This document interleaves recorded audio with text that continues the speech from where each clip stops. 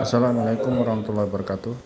Innal hamdalillah nahmaduhu wa nusalli wa nusallim ala rasulil karim amma ba'du. Hadirin jemaah salat maghrib, insyaallah salat isya berjamaah yang dimuliakan oleh Allah Subhanahu wa taala. Bersyukur kita pada malam ini kita hadir di Masjid Jamiatul Iman Pontianak dalam rangka mengikuti kajian Al-Quran, kajian Ma'rifatul Quran yang insyaallah telah hadir bersama-sama kita yang kita muliakan Haji Burhansah, sarjana agama, master pendidikan. Beliau sedikit saya ketahui bahwa beliau ini adalah pimpinan Pondok Haruniyah. Betul Ustaz? Pondok Haruniyah, kalau kita nyebrang dari tol 1 tuh sebelah kiri. Itu termasuk pondok yang tua di Pontianak ini. Dan beliau ini anak dari Al-Mukarram Haji Yunus Mohan ya. Yunus Mohan. Ini ulama tua yang orang-orang tua juga sudah banyak yang tahu. Dan beliau ini saat ini adalah ketua IKADI Kalbar, kalau tidak salah saya. Dan beliau juga adalah ketua PGR Kota ya saat ini. Alhamdulillah. Jadi beliau pada saat ini nanti akan menyampaikan lebih mendalam tentang pengetahuan Al-Quran. Jadi agak beda kalau malam Sabtu kita belajar tafsir Al-Quran per ayat. Nanti di sini beliau nanti akan sampaikan penekanannya kemana, apa yang kita pelajari, insyaallah yang akan disampaikan oleh beliau. Maka di sini saya buat Quran dari rumah tuh, Quran terjemahan. Jadi kalau dapat masing-masing kita, anjuran beliau ini, kita masing-masing punya Al-Quran terjemahan. Jadi kita belajar nih punya kitab. Apa kitabnya? Kitab Al-Quran. Sehingga nanti kita bisa paham apa yang kita pelajari, ayat mana yang kita sedang kaji, dan mungkin bisa kita hafal. Nanti beliau akan menyampaikan lebih mendalam apa materi yang sebenarnya akan kita terima pada malam ini. Kepada beliau waktu sepenuhnya. Tapi kami mohon sebelumnya kalau dapat agak yang tapuk-tapuk balik tiang itu agak maju ya, supaya jangan ini Pak ya, jangan malu-malu karena ada hadisnya itu ya. Kalau kita malu-malu nanti Allah juga malu-malu nanti untuk melimpahkan rahmatnya kepada kita. Ini penting ini untuk duduk supaya kita tunjukkan kesungguhan kita, sehingga Allah Subhanahu wa taala juga sungguh-sungguh memberikan kepahaman kepada kita. Karena paham untuk agama ini sangat penting ya.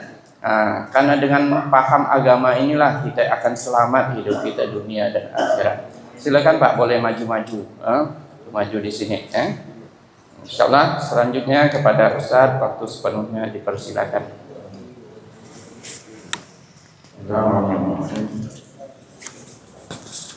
Assalamualaikum warahmatullahi wabarakatuh.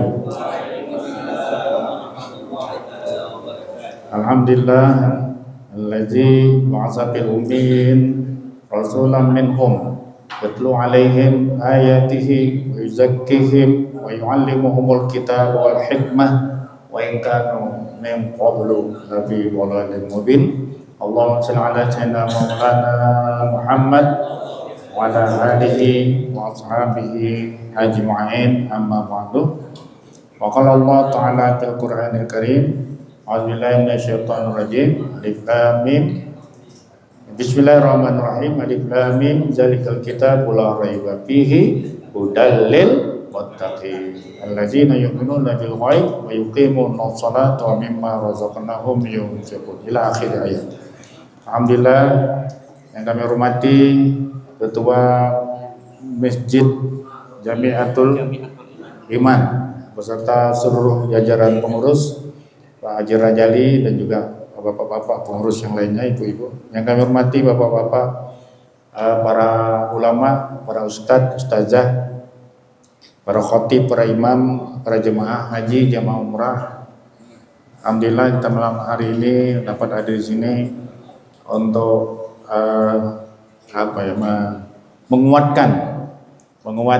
menguatkan keimanan kita pada Al-Quran.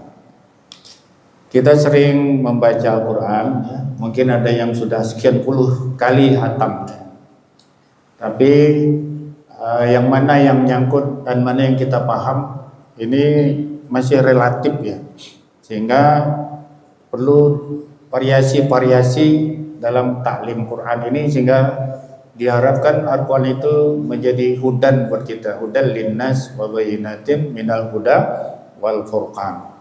Kita menjadikan Al-Quran bukan hanya sebagai bacaan, tetapi kita meningkatkan, mendapatkan pahala per huruf, juga kita meningkatkan untuk memahaminya. Adapun kajian kita kali ini, insyaallah, apa yang disampaikan oleh Pak Ghazali tadi, bagusnya kita pegang kitabnya kitab Al-Quran yang ada terjemahannya. Kalau bisa per juz itu nyaman, kita bawa dulu umpamanya juz kayak gini. Kita bawa dulu umpamanya juz 1. Sekarang kita akan mengkaji juz 1. Juz 1 itu terdiri dari surah Al-Fatihah. Tapi kita lewati dulu surah Al-Fatihah karena kami yakin bapak-bapak dan ibu-ibu sudah sering mendengarkan penjelasan-penjelasan dari para ustadz tentang surah Al-Fatihah. Namun nanti bila diperlukan kita juga boleh mengkaji surah Al-Fatihah. Sekarang kita akan ke surah Al-Baqarah. Surah Al-Baqarah. Profil surah Al-Baqarah. Jadi kita nanti akan mengkaji profil surah-surah itu. Yang pertama ini kita surah Al-Baqarah. Pertanyaannya, apa itu Al-Baqarah? Ya kan? Al-Baqarah itu artinya sapi betina. Ngapa pula judul dari surah itu sapi betina, bukan sapi penjantan? Pernah ada dalam benak kita bertanya itu. Kenapa dia itu bukan sapi pejantan? Sapi perempuan, Pak. Al-Baqarah itu artinya sapi perempuan. Ada apa gitu? Ini menggelitik keingintahuan kita. Kemudian siapa pula yang punya sapi itu? Nah, yang punya sapi Al-Baqarah itu siapa gitu? Kemudian kenapa Allah beri judul ini sapi betina, ya. Apa rahasia-rahasia yang terkandung di dalamnya? Nah, ini kita kaji dulu penamaan surah ini. Malam hari ini kita kaji, mudah-mudahan tuntas. Nanti baru kita cari fadilahnya. Apa saja fadilah surah Al-Baqarah? Salah satu fadilah surah Al-Baqarah itu sebagaimana yang disampaikan dalam hadis Nabi Muhammad SAW. An Abi Umamah qala sami'tu Rasulullah sallallahu alaihi wasallam yaqul Iqra'ul Qur'an fa innahu ya'ti yaumil qiyamah syafi'an li ashabi. Bacalah Al-Qur'an, kata Rasulullah, sesungguhnya Al-Qur'an itu akan memberikan syafaat bagi sahabat-sahabatnya di yaumil qiyamah. Dilanjutkan hadis ini, Iqra'ul zahrawain. Bacalah dua cahaya, kata Rasulullah. yakni Al-Baqarah wa suratu Ali Imran. Jangan lupa kata Rasulullah untuk membaca surah Al-Baqarah dan surah Ali Imran. Kenapa? Fa innahuma ta'tiyani yaumal qiyamah ka'annahuma umamatani au ka'annahuma ghayayatani au ka'annahuma firqani min tayri sawab tahajani an ashabihima. Yang artinya, karena surah Al-Baqarah dan surah Imran itu kedua-duanya akan datang pada hari kiamat seperti dua awan besar. Jadi di yaumil mahsyar nanti panas dekat sama kita, ya kan? Kemudian matahari dekat, maka surah Al-Baqarah akan datang seperti awan. Surah Al-Baqarah sama Ali Imran itu akan datang, yang suka membacanya itu akan datang menutupi kepala kita itu seperti awan, kata Rasulullah. Ya, seperti awan yang besar atau seperti dua kelompok burung yang membentangkan sayapnya. Seperti dua kelompok burung Jadi kelompok surah Al-Baqarah dan kelompok surah Al-Imran dia membentangkan dua sayapnya bagi si pembacanya. Atau dia seperti dua kelompok burung yang membentangkan sayapnya yang akan membela pembacanya. Itu dia. Makanya para ulama memasukkan semua zikir-zikirnya termasuk zikir tahlilan pasti masuk surah Al-Baqarah 255 yang kita kenal dengan ayatul kursi. Allahu la ilaha illallah. Itu paling kurang. Nak tidur paling jangan sampai lupa membaca ayatul kursi itu Pak. Itu punya fadilah tersendiri.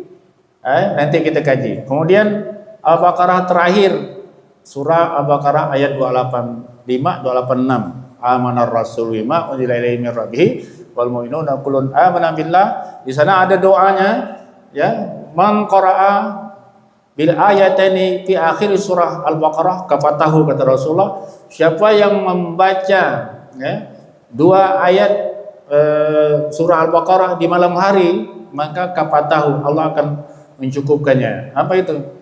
Ya, amanar rasul bima, atau mulai dari lillahi ma fis samawati. Ini untuk tahlil biasanya lillahi ma fis samawati wa ma fil ard wa in tubdu ma fi anfusikum aw tukhfa yuhasibukum bihillah fa yaghfiru liman yasha wa yu'adzibu man yasha wallahu ala kulli syai'in qadir. Amanar rasul bima unzila ilaihi min rabbih wal mu'minuna kullun amana billah wa malaikatihi wa kutubihi wa rusulihi la nufarriqu baina ahadin min rusulihi wa qalu sami'na wa ata'na ghufranaka rabbana wa ilaikal masir. La yukallifullahu nafsan illa usaha laha ma kasabat wa 'alaiha ma iktasabat. Ini doanya. Rabbana la tu'akhidna in nasina aw akhtana. Rabbana wa la tahmil 'alaina isran kama hamaltu 'alal ladzina min qablina. Rabbana wa la tuhammilna ma la taqata lana bihi wa'fu 'anna waghfir lana warhamna anta maulana fansurna 'alal qaumil kafirin. Siapa yang baca doa ini kata Rasulullah tahu dipenuhi ya. Dipenuhi artinya dikabulkan. Apa nanti rahasia doanya ayatul kursi, nanti rahasianya apa akan kita kupas dalam pertemuan-pertemuan berikutnya. Hari ini kenapa ini bernama Al-Baqarah? Al-Quran bernama Al-Baqarah ya. Bapak Ibu sekalian, jadi ada dua kisah yang kita baca tadi ya, surah Al-Baqarah ya. Surah Al-Baqarah ayat 63 sampai 73 67 73 boleh dibuka ayat 67 dan 73. Itulah latar belakang penamaan Al-Baqarah ayat 63 ya, betul enggak? Ayat 67 sampai 73. Nah coba, wa idh qala Musa liqaumihi innallaha ya'murukum an tasbahu baqarah. Betul tak? Itulah dia nama Baqarah. Ini ceritanya ini Allah memerintahkan pada Nabi Musa ya, supaya kaumnya membunuh menyembelih ya. Wa idh qala Musa liqaumihi ya, innallaha ya'murukum an tasbahu baqarah. Sesungguhnya Allah memerintahkan pada kalian semua antasbahu baqarah, menyembelih seekor sapi betina. Masih bingung kita nih ya? Masih bingung kita kenapa Allah menyuruh kita nyembelih sapi betina ya? Pak Jali pinjam saya Pak. Pinjam kan lupa semua ya.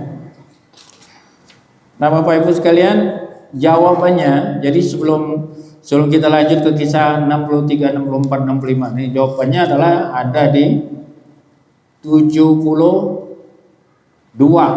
Nah, coba Bapak buka di 72. Terjadi sebuah fitnah ya. Wa iz qataltum nafsan fadaratum fiha wallahu mukhrijum ma kuntum taktumun. Ini fitnah awalnya. 72 yang artinya, dan ingatlah ketika kamu membunuh seseorang lalu kamu menuduh tentang itu, tetapi Allah menyingkapkannya apa yang kamu sembunyikan. Jadi ceritanya gini, ada dua kisah. Jadi kisah yang pertama tadi terjadinya fitnah seorang keponakan, ayat 73 tadi kan, punya paman, seorang paman yang kaya raya. Tapi paman yang kaya raya ini tadi di dalam kisah Israiliyat, kalau kita dapat cerita dalam Al-Quran, dalam hadis tidak dapat ya. Dalam cerita-cerita orang Bani Israel, ini karena kisah Bani Israel, boleh kita membacanya, tapi tidak boleh kita jadikan rujukan kisah itu, tidak boleh kita jadikan sumber hukum. Tapi untuk mengayahkan kita, tafsir Israiliyat itu untuk mengayahkan sebagai pembanding saja. Karena dalam Al-Quran tidak dijelaskan, dalam hadis pun tidak dijelaskan apa latar belakang ayat ini kan. Jadi seorang kaya raya punya keponakan ya, yang pengen menguasai harta pamannya itu. Ya, pamannya itu dibunuh. Setelah dibunuh, dibawanya. Kalau kisah yang lengkap tuh pamannya itu ditipu, paman tolong bantu saya untuk berniaga di kejauhan sana, di dekat bukit itu ada saudagar-saudagar dari daerah negara lain yang apabila paman dia kenal, maka saya akan jadi paman merekomendasikan saya mengenalkan orang itu, maka saya akan dapat barang-barang itu untuk saya jual. Rupanya si ponakannya menipu, sampai di daerah itu dibunuhnya pamannya, bunuhnya. Tinggalkannya pamannya itu, diantarkannya di kampung sebelah, dia balik. Besok si anak kemana ini puak-puak bekalut, paman aku terbunuh di kampung sebelah. Orang sebelah bunuhnya, itu dituduhnya, difitnahnya orang sebelah sana. Orang kampung sebelah sana tidak terima difitnah, ya tak ada pula kami yang merasa membunuhnya katanya. Akhirnya bertempur nih, hampir nak perang luar. Nah, nemuilah Nabi Musa. Kesepakatan mereka, coba kita tanya Nabi Musa. Karena Nabi Musa ini wa kallamallahu Musa taklima. Nabi Musa ini adalah orang yang mampu bicara dengan Allah, mesti dia ada jawaban. Nah, oleh karena itulah Nabi Musa berdialog dan minta kepada Allah petunjuk. Maka kata Nabi Musa, nah itulah dia ayat berapa? 67 tadi. Ini Pak, ada Pak. Cara mengatasinya, jadi ceritanya nih dikasih tahu kita pembunuhannya di belakang, tapi diawali cerita dengan wa idz qala Musa liqaumihi innallaha ya'murukum an tadhbahu baqarah. Jadi kata Nabi Musa, untuk menjawab siapa pembunuh pamanmu ini, ya kan? Maka Allah perintahkan pada kamu semua yang sedang bertempur nih, Bani Israel, yaitu Allah perintahkan untuk menyembelih seekor sapi betina. Ya, sapi betina. Maka inilah yang menjadi nama surah Al-Baqarah. Lalu mereka mengatakan, qalu atattakhizuna huzwa. Nah, ini kalimat pendek ini ada sebabnya. Mereka mengatakan, kau nak olok-olok kami ke Musa. Qalu atattakhizuna huzwa. Kau nak olok-olok kami kah? Ngejek-ngejek. Ngapa pula ada kalimat seperti itu? Jadi kisahnya mundur lagi ke belakang. Mundur lagi ke belakang, yaitu di ayat 51. Ya, di ayat 51. Jadi Bani Israel ini diselamatkan oleh Allah melalui Nabi Musa dari kota Mesir jajahan atau diintimidasi oleh Fir'aun, ya kan? Diintimidasi oleh Fir'aun, diselamatkan oleh Allah, keluar dari kota Mesir, dikejar Fir'aun. Ya, ini ceritanya ada di ayat 49-50. Nah, itu dia. Wa idnajjaynakum min ali fir'auna yasumunakum su'ul azab. Nah, itu dia. Yuzabbihuna abna'akum wa yastahyuna nisa'akum wa fi dzalikum bala'un min rabbikum azim. Allah menyelamatkan mereka, kemudian mereka lari sampai di tepi laut. Wa isbarakna bikumul bahra fa anjaynakum wa araqna ali fir'auna wa antum tanzurun. Dikejar oleh Fir'aun, Musa dan rombongannya selamat, Fir'aun tenggelam. Selamat kan? Nah, kemudian setelah selamat, Nabi Musa akan menerima Taurat. Ya. Wa izwa'adna Musa 40 lailatan. Nabi Musa pun meninggalkan kaumnya selama 40 malam. 40 hari 40 malam. Jadi di sini hanya malam. Rupanya rahasianya hidayah ataupun wahyu Allah itu turun kepada Nabi Musa di malam hari. Makanya kita nih kok dapat banyak baca Quran di malam hari ya. Malam-malam hari itu bagus baca Quran. Kemudian setelah Nabi Musa pergi meninggalkan kaumnya 40 malam, summa takhattumul ijla, maka kaumnya itu mengambil patung anak sapi. Dari mana patung anak sapi ini? Yaitu dari seorang Bani Israel juga yang bernama Samiri.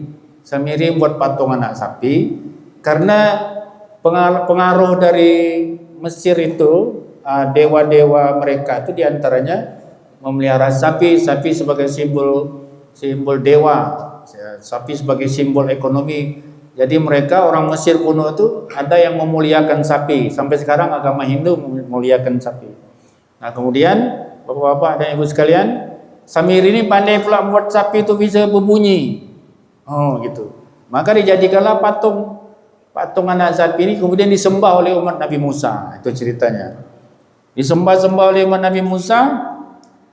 Kemudian pada ayat 52-nya summa afawna ankum, dimaafkan oleh Allah dengan catatan pada ayat berikutnya tobat mereka dalam perbuatan syirik itu yaitu dengan cara saling membunuh. Itu ayat 54. Wa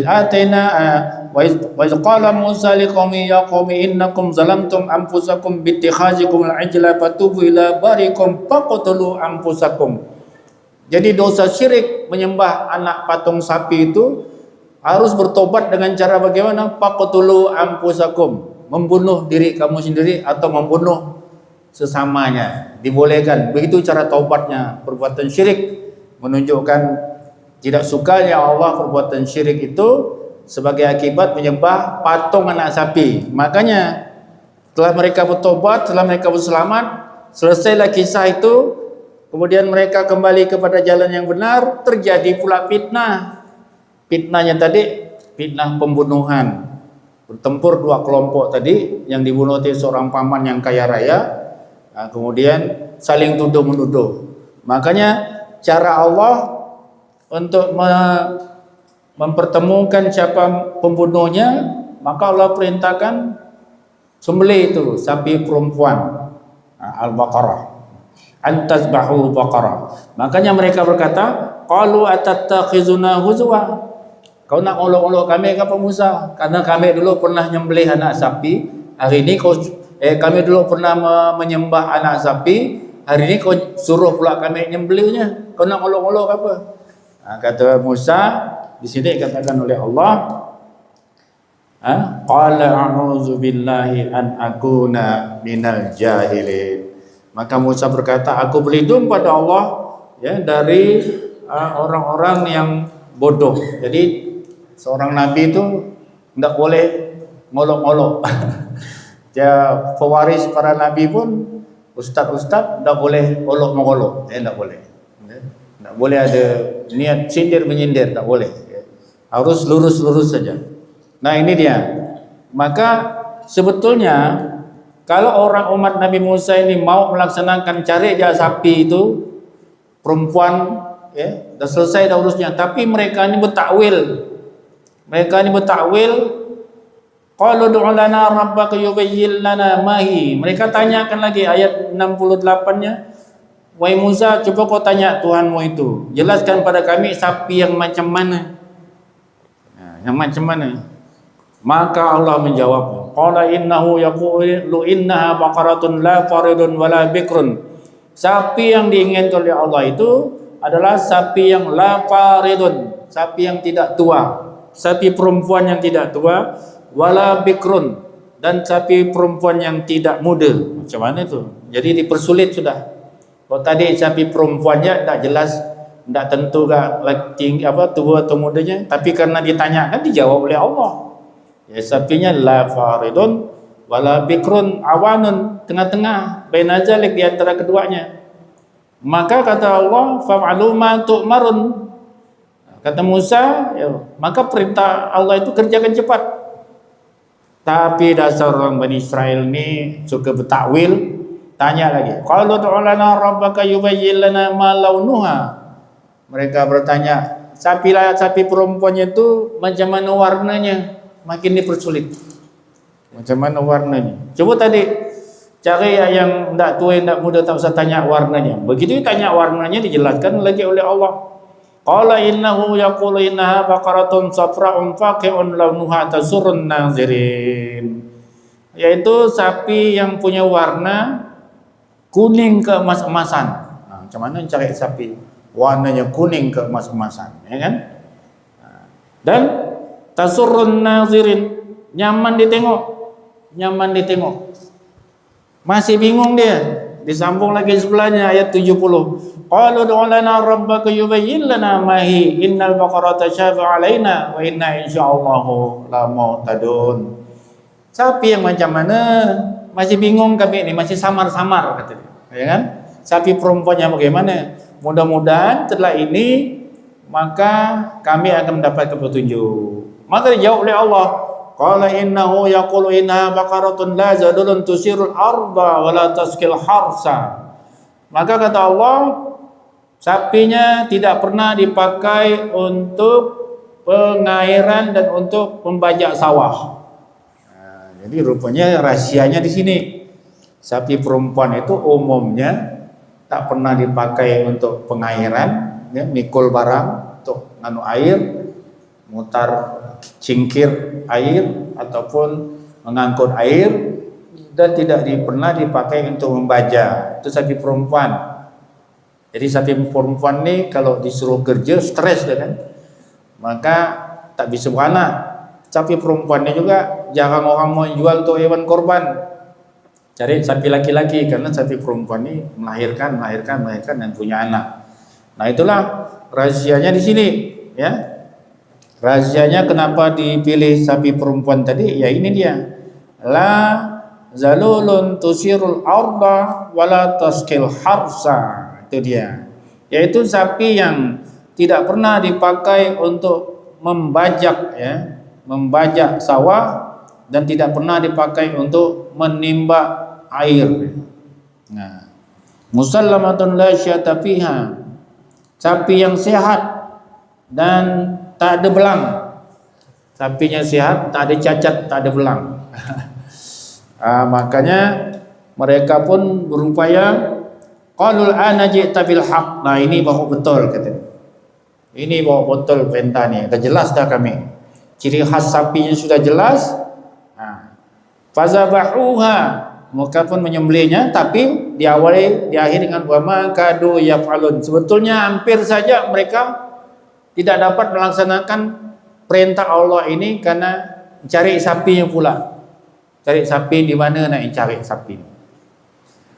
Inilah di dalam ayat ini dan hadis Nabi tidak diceritakan siapa pemilik sapi ini.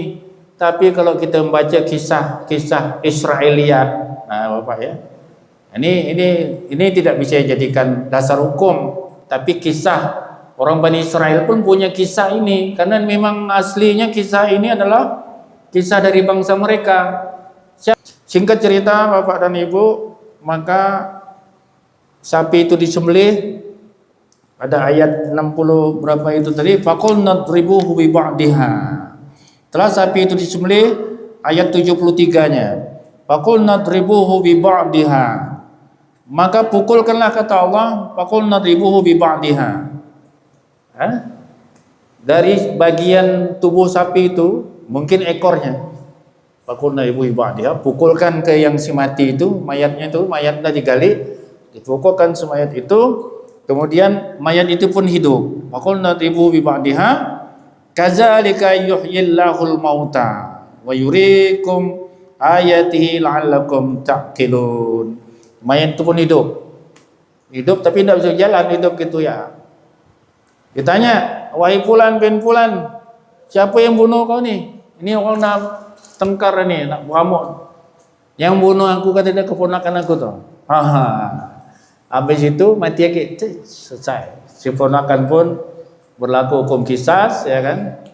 Ya, pada saat Nabi Musa itu hukum qisas sudah berlaku. Kemudian harta dia diambil, emas-emasnya diambil, diisikan ke perut sapi itu, di kulit sapi itu, diserahkan kepada anak yatim tadi hartanya. Si pembunuh pamannya tadi ditangkap, kemudian diadili. Singkatnya seperti itu. Nah, inilah kisah daripada kenamaan surah Al-Baqarah itu, ya. Dan sebagai kesimpulan dari kisah ini, pesan-pesannya, pesan-pesan moral dari kisah ini, yang pertama, ya, bahwa Allah tak suka kemusyrikan. Perbuatan musyrik hukumnya harus dibunuh, ya, harus dibunuh. Kalau tidak sempat bertobat di dunia ini, maka di akhirat kelak tidak pernah mencium bau surga. Itu musyrik, syirikan. Nanti kita kupas apa-apa jenis syirik. Yang kedua, bagaimana bentuk cara Allah menghinakan kemusyrikan dengan menyembelih anak sapi, menyembelih sapi betina. Sapi yang selama ini diagung-agungkan oleh sebagian umat manusia, disembah diapakan oleh Allah, disembelih. Sampai saat sekarang pun ada orang yang menyembah sapi, memuliakan sapi, agama Hindu, ya. Tapi kita tidak boleh menghinanya. Tapi agama kita menjelaskan sapi itu untuk dimakan, yang gitu. Itu yang kedua. Yang ketiga, pesannya yang pertama surah Al-Baqarah ini, kalau diperintahkan oleh Allah itu kita jangan banyak tanya. Allah perintahkan, jalankan saja. Orang Islam, pesan Allah, kisah ini, kalau diperintahkan oleh Allah, kerjakan. Jangan banyak takwil, jangan banyak tanya. Nah, kemudian yang berikutnya, yang keempat, bahwa ada anak soleh kisah ini. Anak soleh, ada orang soleh yang bertawakal pada Allah, ya, menyerahkan sapinya untuk dipelihara oleh Allah, minta untuk anaknya, sapinya bisa dipanggil lagi dan datang. Dan orang soleh dan beriman bertakwa mendapatkan harta yang luar biasa. Itu pesan itu. Pesan yang kelima dari kisah ini, bahwa mukjizat yang Allah berikan pada Nabi Musa, ya, dengan memukulkan ekor atau bagian anak sapi bisa hidup orang mati. Artinya semasa Nabi Musa saja Allah bisa menghidupkan orang yang sudah mati. Menggambarkan kadzalika, kata Allah dalam Al-Quran ini, ya, kadzalika yuhyillahul mauta. Begitulah nanti Allah akan menghidupkan orang mati. Semua kita nanti yang udah mati akan dihidupkan lagi oleh Allah Subhanahu wa taala. Kisah nyata ini sebagai buktinya. Nah, inilah Bapak-bapak yang dapat kita kaji pada hari ini, udah mau isya. Kemudian kita akan kembali mengkaji minggu depan itu adalah di awal ayat. Nah, di awal ayat. Boleh juga kita mengkaji surah Al-Baqarah ayatul kursi. Kemudian ayat 102-nya tentang malaikat Harut Tamarut misalnya. Boleh juga kita mengkaji tentang kisah Nabi Daud. Tapi Ma'rifatul Quran yang menjadi prioritas kita ini, kita perlu juga mengkaji apa saja yang terdapat perintah Allah dalam surah Al-Baqarah ini, apa saja larangannya. Ini perlu, ya. Nanti kita akan kaji perintah-perintah dan larangan, supaya kita dalam mengaji itu, oh ini perintah Allah, oh ini larangan Allah. Perintah kita kerjakan, larangan kita jauhi, sehingga kita mengkaji, membacanya nanti teringat dengan kisah-kisah ini, menjadi inspirasi, menjadi motivasi buat kita. Dan tidak hanya membaca dengan mendapatkan pahala, tapi juga kita tahu, oh ini kisah inspirasinya, oh ini pesan-pesannya. Nah, insya Allah demikian. Barangkali masih ada waktu. Jam berapa isya kita? Kita cukupkan dulu lah, ya. Udah mau azan nih. Silakan Pak Rajali. Nanti kalau memang diperlukan ada tanya jawab, kita berikan peluang untuk tanya jawab di pertemuan-pertemuan berikutnya. Saya akhiri bila taufiq hidayah. Assalamualaikum warahmatullahi wabarakatuh. Waalaikumsalam warahmatullahi wabarakatuh.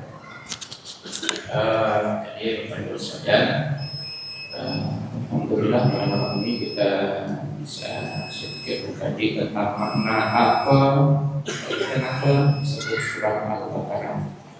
Mudah-mudahan ini bisa kita pahami, bisa kita simak, bisa kita maklumkan, semoga bisa menambah pengetahuan kita. Mudah-mudahan nanti nanti di masa yang akan datang atau di minggu depan kita bisa bawa masing-masing terjemahan Al-Quran. Kalau mau beli, kalau mau ngapal, apa ini ada Quran hafalan nih, nggak mahal. Ini bisa untuk baca juzan 130, ini kalau nggak salah 700. Ya. 700. Kalau belum mampu dan apa-apa. Kalau di rumah mungkin ada yang terbiasa. Atau saya lebih mudah rasa gunakan ini. Tapi kalau mau dapat pahala melihat mushaf, ya lihat Al-Qurannya. Pakai HP-nya lebih mudah, nyaman carinya Ustaz. Macam tadi pindah-pindah ayat tuh lebih mudah cari. Kalau nanti mau minta instalkan, insyaallah bisa. Terima kasih. Kita akhiri subhanallah bihamdihi subhanallah bihamdika asyhadu an la ilaha illa anta astaghfiruka wa atubu ilaik. Assalamualaikum warahmatullahi wabarakatuh.